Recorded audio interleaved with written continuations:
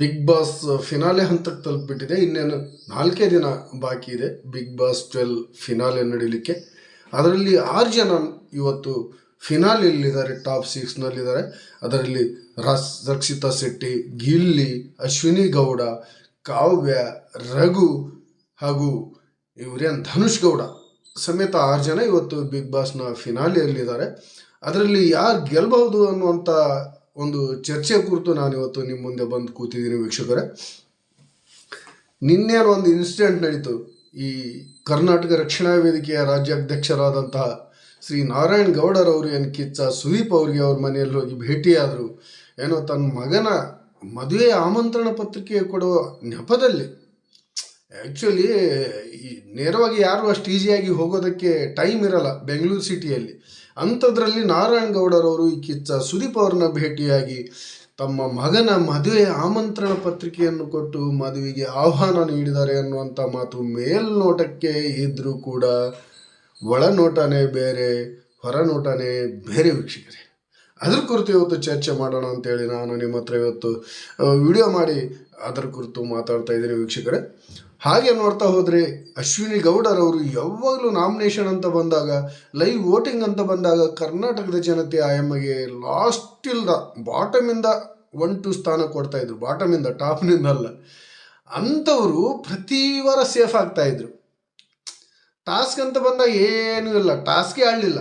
ಒಂದು ಫಸ್ಟ್ನೇ ದಿನದಿಂದ ಬಂದಂಥ ಅಶ್ವಿನಿ ಗೌಡರವರು ಈಗ 108-110 ದಿನ ಆಗ್ತಾ ಬಂತು, ಒಂದು 70-80 ದಿನ ಏನು ಆಡಲೇ ಇಲ್ಲ. ಪ್ರತಿ ವಾರ ನಾಮಿನೇಷನ್ ಬರೋದು, ಪ್ರತಿ ವಾರ ಸೇವ್ ಆಗಿಬಿಡೋದು, ಪ್ರತಿ ವಾರದಲ್ಲಿ ಲಾಸ್ಟಲ್ಲೇ ಇರೋದು, ಬಾಟಮ್ ಫಸ್ಟ್ ಸೆಕೆಂಡ್. ಹಾಗಾದರೆ ಈ ಎಮ್ಮನ್ನು ಯಾರು ಕಾಪಾಡ್ತಾ ಇದ್ದಾರೆ ಅನ್ನುವಂಥದ್ದನ್ನು ಜನ ಊಹೆ ಮಾಡಿಬಿಟ್ಟಿದ್ದಾರೆ ಆಗಲೇ. ನಾನು ಅದನ್ನು ಬೇರೆ ಹೇಳಬೇಕಾಗಿಲ್ಲ. ಊಹೆ ಮಾಡಿದವರು ಇದು ಯಾರಂತ ನೀವೇ ತಿಳಿಸಿ. ಆಯಮ್ಮನ ಇಷ್ಟು ದಿನ ಕಾಪಾಡ್ತಾ ಬರ್ತಿರೋರು. ಸುಮ್ಮನೆ ನಾವು ಕಿಚ್ಚ ಸುದೀಪ್ ಅವರು ಆಯಮ್ಮನ ಕಾಪಾಡ್ತಾ ಇದ್ದಾರೆ, ಬಿಗ್ ಬಾಸ್ನವ್ರು ಕಾಪಾಡ್ತಾ ಇದ್ದಾರೆ ಅಂತ ನಾವು ಹೇಳ್ತಾ ಇದ್ವಿ. ಆದರೆ ಕಾಪಾಡೋಕ್ಕೆ ನೆಪ ಮಾತ್ರ ಇವರು, ಆದರೆ ಸೂತ್ರಧಾರಿಗಳು ಬೇರೆ ಇದ್ರು ಅಂತಲೇ ಈಗಿನ ಒಂದು ಬೆಳವಣಿಗೆ ನೋಡಿದರೆ ಅನಿಸ್ತಾ ಇದೆ ವೀಕ್ಷಕರೇ. ಹಾಗಾಗಿ ಈ ಬಿಗ್ ಬಾಸ್ ಸೀಸನ್ 12 ಕನ್ನಡ ಗೆಲ್ಲೋ ಕುದುರೆ ಅಂದರೆ ಅದು ಅಶ್ವಿನಿ ಗೌಡ ವೀಕ್ಷಕರೇ. ಅಶ್ವಿನಿ ಗೌಡ ಹೋಗ್ರಿ, ಗಿಲ್ಲಿ ಗೆಲ್ತಾನೆ, ರಕ್ಷಿತಾ ಶೆಟ್ಟಿ ಗೆಲ್ತಾನೆ ಅಂತ ತಿಳ್ಕೊಂಡಿದ್ರ? ನನಗೇನು ಹಾಗೆ ಅನಿಸ್ತಾ ಇಲ್ಲಪ್ಪ. ಈ ಬೆಳವಣಿಗೆ ನೋಡಿದ್ರೆ ಹಾಗೇನು ಅನಿಸ್ತಾ ಇಲ್ಲ. ಯಾಕಂದರೆ ಕನ್ನಡ ಪರ ಹೋರಾಟಗಾರರು, ದೊಡ್ಡ ಮಟ್ಟದ ಕನ್ನಡ ಪರ ಹೋರಾಟಗಾರರು ಈ ನಾರಾಯಣ ಗೌಡರವರು. ಅವರನ್ನು ಬಿಗ್ ಬಾಸ್ ಮನೆಗೆ ಕರೆಸ್ಬೇಕಂತ ಈ ಅಶ್ವಿನಿ ಗೌಡಕ್ಕೋಸ್ಕರ. ಯಾಕಂದರೆ ಮೊನ್ನೆ ಒಂದು ಚಟುವಟಿಕೆ ಕೊಟ್ಟರು ಕಿಚ್ಚ ಸುದೀಪ್ ಅವರು, ಬಿಗ್ ಬಾಸ್ನವರು. ನಿಮ್ಮ ಆಸೆ ಏನಾದರೂ ಇದ್ದರೆ ಹೇಳಿ ಅಂತ. ಈ ಗಿಲ್ಲಿ ನಟ ಮಟನ್ ಕೇಳಿದ್ರು, ಮಾಂಸ ಊಟ ಮಾಡಬೇಕಾಗಿದೆ ನನಗೆ. ದೇವನು ಓಪನ್ ಹಾರ್ಟ್ಲಿ ಹೇಳ್ಬಿಟ್ಟ.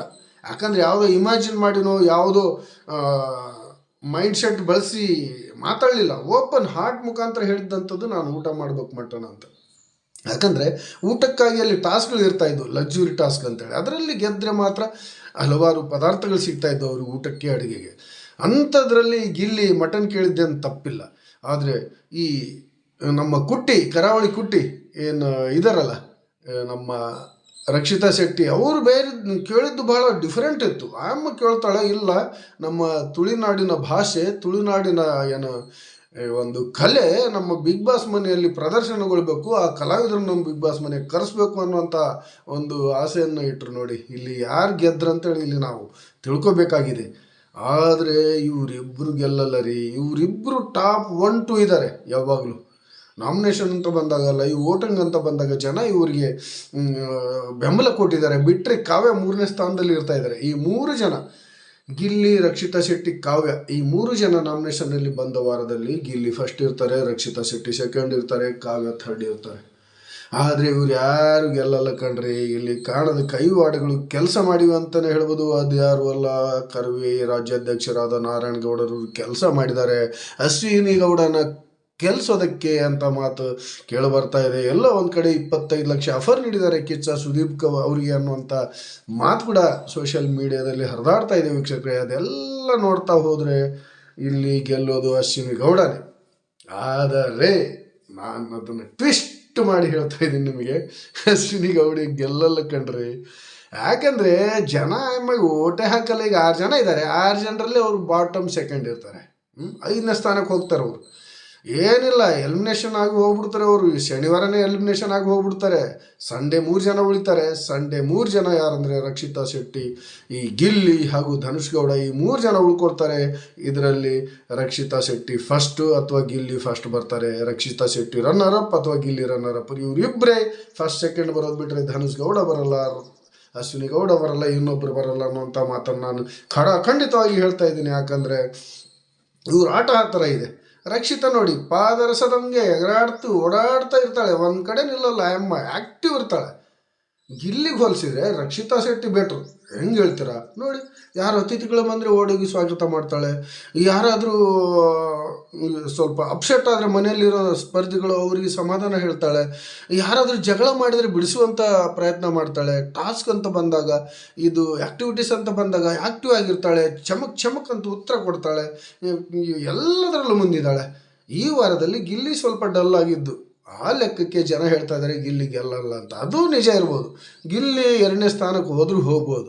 ಆದರೆ ಅವ್ರು ಗೆಲ್ಲಲ್ಲ ಅಂತ ಮಾತ್ರ ಹೇಳೋಕ್ಕಾಗಲ್ಲ ವೀಕ್ಷಕರೇ. ಯಾಕಂದರೆ ರಕ್ಷಿತಾ ಶೆಟ್ಟಿ ಪ್ಲಸ್ ಗಿಲ್ಲಿ ಇವರಿಬ್ಬರೇ ಫಸ್ಟ್ ಸೆಕೆಂಡ್ ಬರ್ತಾರೆ. ಗಿಲ್ಲಿ ಬರ್ಬೋದು ಅಥವಾ ರಕ್ಷಿತಾ ಶೆಟ್ಟಿ ಬರ್ಬೋದು. ನನಗೆ ಅನಿಸಿದ ಮಟ್ಟಿಗೆ ರಕ್ಷಿತಾ ಶೆಟ್ಟಿ ಫಸ್ಟ್ ಬರ್ತಾರೆ, ಗಿಲ್ಲಿ ಫಸ್ಟ್ ರನ್ನರ್ ಅಪ್ ಆಗ್ತಾರೆ ಅಂತಲೇ ನನ್ನ ಮನದ ಅಭಿಪ್ರಾಯ ವೀಕ್ಷಕರೇ. ಇದ್ರ ಬಗ್ಗೆ ನಿಮಗೆ ಏನು ಅನಿಸುತ್ತೆ ಅನ್ನೋಂಥದ್ದನ್ನು ನೀವು ದಯವಿಟ್ಟು ಕಾಮೆಂಟ್ನಲ್ಲಿ ತಿಳಿಸ್ಬೇಕಾಗತ್ತೆ ವೀಕ್ಷಕರೇ. ಅದರ ಜೊತೆಯಲ್ಲಿ ನೋಡಿ, ಅಶ್ವಿನಿ ಗೌಡ ಬರೀ ಜಗಳ ಮಾಡಿಕೊಂಡು, ಕಿರಿಕಿರಿ ಮಾಡಿಕೊಂಡು, ಬರೀ ದಾದಾಗಿರಿ ಮಾಡಿಕೊಂಡು, ಏನೋ ದೌಲತ್ತು ತೋರಿಸ್ಕೊಂಡು, ತನ್ನ ಆಸ್ತಿ ಅಂತಸ್ತು, ತನ್ನ ರಕ್ಷಣಾ ವೇದಿಕೆ, ತನ್ನ ವಯಸ್ಸಿನ, ತನ್ನ ಗತ್ತು ಗಮ್ಮತ್ತಿನ ದೌಲತ್ತು ತೋರಿಸ್ಕೊಂಡು ಇಷ್ಟು ದಿನ ಮನೆಯಲ್ಲಿ ಬಂದಂಥವ್ರು. ಅವ್ರಿಗೆ ಯಾರು ಸಪೋರ್ಟ್ ಮಾಡಿದಾರೋ ಗೊತ್ತಿಲ್ಲ ಇಲ್ಲಿವರೆಗೆ ಬರೋದಕ್ಕೆ. ಯಾವಾಗಲೂ ಎವಿಕ್ಟಾಗಿ ನಾಮಿನೇಷನ್ನಿಂದ ಎವಿಕ್ಟಾಗಿ ಎಲಿಮಿನೇಷನ್ ಆಗಿ ಮನೆಗೆ ಹೋಗಿಬಿಡ್ಬೇಕಾಯ್ತು. ಆದರೂ ಉಳ್ಕೊಂಡಿದ್ದಾರೆ ಅಂದರೆ ಏನೋ ಒಂದು ಕೃಪಾ ಕಟಾಕ್ಷ ಇದೆ. ಫೈನಲ್ಗೆ ಮುಟ್ರೆ ಸಾಕಪ್ಪ ಅನ್ನುವಂಥ ಏನಾದರೂ ಒಂದು ಇರ್ಬೋದು. ಅದರಲ್ಲಿ ಕರ್ನಾಟಕ ರಕ್ಷಣಾ ವೇದಿಕೆಯವರು, ಈ ಅಮ್ಮನ ಸ್ಟೇಟ್ ಲೆವೆಲಲ್ಲಿ ರಕ್ಷಣಾ ವೇದಿಕೆಯ ಜನ ಇದ್ದಾರೆ, ಹಾಕ್ಬೋದು ವೋಟು. ಆದರೆ ಈ ರಾಜಕೀಯ ಬಲ, ರಕ್ಷಣಾ ವೇದಿಕೆಯ ಬಲ ಈ ಅಶ್ವಿನಿ ಗೌಡಗಿದ್ರೆ, ಈ ಗಿಲ್ಲಿ ನಟನ್ಗೆ ಆಗಲಿ, ರಕ್ಷಿತಾ ಶೆಟ್ಟಿಗಾಗಲಿ, ಇಡೀ ಕರ್ನಾಟಕದ ಜನ ಬೆಂಬಲಕ್ಕಿದ್ದಾರೆ ಅನ್ನುವಂಥದ್ದನ್ನು ನೆನಪಿಡ್ಬೇಕು ವೀಕ್ಷಕರೇ. ಹಾಗಾಗಿ ಗೆಲ್ಲೋದು ಅಶ್ವಿನಿ ಗೌಡ ಅಲ್ಲ, ರಕ್ಷಿತಾ ಶೆಟ್ಟಿ ಇರ್ಬೋದು ಅಥವಾ ಗಿಲ್ಲಿ ನಟ ಇರ್ಬೋದು ವೀಕ್ಷಕರೇ. ಆದರೂ ಕರ್ನಾಟಕದ ಜನತೆಗೆ ಎಲ್ಲ ಒಂದು ಅನುಮಾನ ಇದೆ, ಅಶ್ವಿನಿ ಗೌಡ ಗೆಲ್ಬಹುದಾ? ಇಷ್ಟೆಲ್ಲ ಮಾಡ್ಕೊಂಡು ಫಿನಾಲೆ ಒಳಗೆ ಬಂದ ಈ ಅಶ್ವಿನಿ ಗೌಡ ಬಿಡುತ್ತಾಳ ಅನ್ನುವಂಥ ಒಂದು ಸಣ್ಣ ಅನುಮಾನ ಕರ್ನಾಟಕದ ಜನರಿಗೆ ಇದೆ ವೀಕ್ಷಕರೇ. ಆದರೆ ಕಳೆದ 2011 ಕಳೆದ 11 ಬಿಗ್ ಬಾಸ್ ಸೀಸನ್ 11 ಸೀಸನ್ನ ಒಂದು ಅವಲೋಕನ ಮಾಡಿ, ಈ ಫಿನಾಲೆ ಹಂತದಲ್ಲಿದ್ದಾಗ ಲಮಾಣಿ ಹನುಮಂತು ಏನು ಜನರ ಅಭಿಪ್ರಾಯದಲ್ಲಿ ವೋಟಿಂಗ್ನಲ್ಲಿ ನಂಬರ್ 1ನಲ್ಲಿ ಇರ್ತಾಯಿದ್ರು. ಈಗ ಗಿಲ್ಲಿ ಯಾವ ರೀತಿ ಇದ್ದಾರೋ ಅದೇ ರೀತಿಯಾಗಿ ಆವಾಗ ಲಮಾಣಿ ಹನುಮಂತ, ಸರಿಗಮಪ ಹನುಮಂತು ಅವರ ಹವಾ ಇತ್ತು. ಆಗಲೂ ಕೂಡ ಒಂದು ಗಾಸಿಪ್ ಎದ್ದಿತ್ತು ವೀಕ್ಷಕರೇ. ಅದೇನು ಗಾಸಿಪ್ ಅಂದರೆ, ಈ ತ್ರಿವಿಕ್ರಮ್ ಇದ್ದಾರಲ್ಲ, ರನ್ನರ್ ಅಪ್ ಆದರು, ಫಸ್ಟ್ ರನ್ನರ್ ಅಪ್, ಅವ್ರನ್ನ ಬಿಗ್ ಬಾಸ್ ನಂಬರ್ 1 ಸ್ಥಾನಕ್ಕೆ ಕೂಡಿಸಿ ಲಮಾಣಿ ಹನುಮಂತನ 2ನೇ ಸ್ಥಾನಕ್ಕೆ ಕೂಡಿಸ್ಬೇಕು ಅನ್ನುವಂಥ ಒಂದು ಅಭಿಪ್ರಾಯವನ್ನು, ಗುಮಾನಿಯನ್ನು ಇಡೀ ಕರ್ನಾಟಕದ ಜನತೆ ಅಭಿಪ್ರಾಯಪಟ್ಟಿದ್ರು. ಬೇಕಾದ್ರೆ ಒಂದ್ಸರಿ ಅದನ್ನು ತೆಗೆದು ನೋಡಿ, ಹಳೆಯ ರೆಕಾರ್ಡ್ಸನ್ನು ತೆಗೆದು ನೋಡಿ, ಅದೇ ನಡೆದಿತ್ತು. ಅವಾಗ ನಾವು ಕೂಡ ಹೇಳಿದ್ವಿ, ತ್ರಿವಿಕ್ರಮ್ಗೆ ಇವರು ಪಟ್ಟ ಕಟ್ಟೋಗಿ ನೋಡ್ತಾ ಇದ್ದಾರೆ, ಇಲ್ಲಿ ಲಮಾಣಿ ಹನುಮಂತಗೆ 1ನೇ ಸ್ಥಾನಕ್ಕೆ ತಳ್ಳಲಿಕ್ಕೆ ಪ್ರಯತ್ನ ಮಾಡ್ತಾ ಇದ್ದಾರೆ ಬಿಗ್ ಬಾಸ್ನವರು ಅನ್ನುವಂಥ ಮಾತನ್ನು ನಾವು ಹೇಳಿದ್ವಿ. ಆವಾಗಲೂ ಅದೇ ಥರ ನಡೆದಿತ್ತು. ಆದರೆ ಆಗಿದ್ದೇ ಬೇರೆ, ಜನರ ಅಭಿಪ್ರಾಯ ಏನಿತ್ತು ಅದೇ ರೀತಿ. ಲಮಾಣಿ ಹನುಮಂತು, ಸರಿಗಮಪ ಹನುಮಂತು ವಿನ್ನರ್ ಅಂತ ಘೋಷಣೆ ಆಗಿತ್ತು. ತ್ರಿವಿಕ್ರಮ್ 1ನೇ ರನ್ನರ್ ಅಪ್ ಆಗಿ 2ನೇ ಸ್ಥಾನಕ್ಕೆ ತಳ್ಳಲ್ಪಟ್ಟಿದ್ದು ವೀಕ್ಷಕರೇ. ಈಗ ಕೂಡ ಅದೇ ಟ್ವಿಸ್ಟ್ ನಡೀತಾ ಇದೆ. ಅದೇ ಈಗ ಬಿಗ್ ಬಾಸ್ನಲ್ಲಿ ಜನರನ್ನು ಹಿಡಿದಿಟ್ಟುಕೊಳ್ಳಲು ನಡೆಯುತ್ತಿರುವಂಥ ಒಂದು ಟ್ರಿಕ್ಸ್ ತಂತ್ರ, ಎಕ್ಸ್ಪೆಕ್ಟೆಡ್ ಅನ್ಎಕ್ಸ್ಪೆಕ್ಟೆಡ್ಗಳೇ ಹೊರತು ಇದ್ಯಾವುದು ನಡೆಯಲ್ಲ ವೀಕ್ಷಕರೇ. ಈ ಬೆಂಗಳೂರಿನಲ್ಲಿ ಅನ್ನೋ ರಕ್ಷಣಾ ವೇದಿಕೆಯ ನಾರಾಯಣಗೌಡರು ಭೇಟಿ ಕೊಟ್ಟಿದ್ದು ಎಲ್ಲ ಒಂದು ಕಡೆ ಕೆಲಸ ಆಗಿಲ್ಲ ಅಂತ ಹೇಳ್ಬೋದು ವೀಕ್ಷಕರೇ. ಯಾಕಂದರೆ ಕಿಚ್ಚ ಸುದೀಪ್ ಅವರು ಬಿಗ್ ಬಾಸ್ನವ್ರಿಗೆ 25 ಲಕ್ಷ 30 ಲಕ್ಷ ಲೆಕ್ಕಕ್ಕಿಲ್ಲ. ಅವರು ಕೋಟಿ ಲೆಕ್ಕದಲ್ಲಿ ಈ ಬಿಗ್ ಬಾಸ್ ನಡೆಸಲಿಕ್ಕೆ ಸಂಬಳವನ್ನು ತೊಗೊಳ್ತಾ ಇದ್ದಾರೆ. ಒಂದು ಸೀಸನ್ಗೆ 20-15 ಕೋಟಿವರೆಗೆ.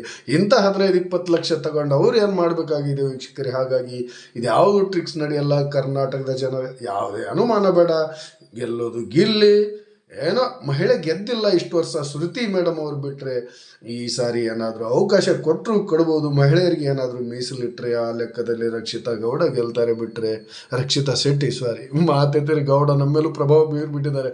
ಅಶ್ವಿನಿ ಗೌಡರವ್ರು ಇಡೀ ಕರ್ನಾಟಕ ಜನ ಹೆದರ್ಕೊಂಡ್ಬಿಟ್ಟಿದ್ದಾರೆ ಅಶ್ವಿನಿ ಗೌಡರಿಗೆ. ಆ ಥರ ಬಿಗ್ ಬಾಸ್ನಲ್ಲಿ ಆಯಮ್ಮನ ಆಟ ಇತ್ತು. ಮಾತುಗಳು ಜಗಳಗಳು ಅಷ್ಟೇ ಇತ್ತು, ಬಿಟ್ಟರೆ ಟಾಸ್ಕ್ಗಳು ಆ್ಯಕ್ಟಿವಿಟೀಸ್ನಲ್ಲಿ ಏನೂ ಇಲ್ಲ. ಮೊನ್ನೆ ಒಂದದು ಯಾವುದೋ ನೀರು ಹೊಡೆಯೋದ್ರಲ್ಲಿ ಒಂದು 75 ನಿಮಿಷ ನಿಂತು ನೋಡಿ, ಅದು ಒಂದೇ ಅವ್ರು ಎಫರ್ಟ್ ಹಾಕಿರೋದು ಬಿಟ್ಟರೆ ಎಲ್ಲ ವೀಕ್ಷಕರೇ. ಹಾಗಾಗಿ ಇದ್ರ ಬಗ್ಗೆ ನಿಮ್ಮ ಅಭಿಪ್ರಾಯ ಏನಂತ ದಯವಿಟ್ಟು ಎಲ್ಲರೂ ತಿಳಿಸಿ ಅಂತ ಹೇಳ್ತಾ, ನಿಮ್ಮ ಅಭಿಪ್ರಾಯದ ಬಗ್ಗೆ ನಾನು ವೇಟ್ ಮಾಡ್ತಾ ಇದ್ದೀನಿ ವೀಕ್ಷಕರೇ. ಎಲ್ರಿಗೂ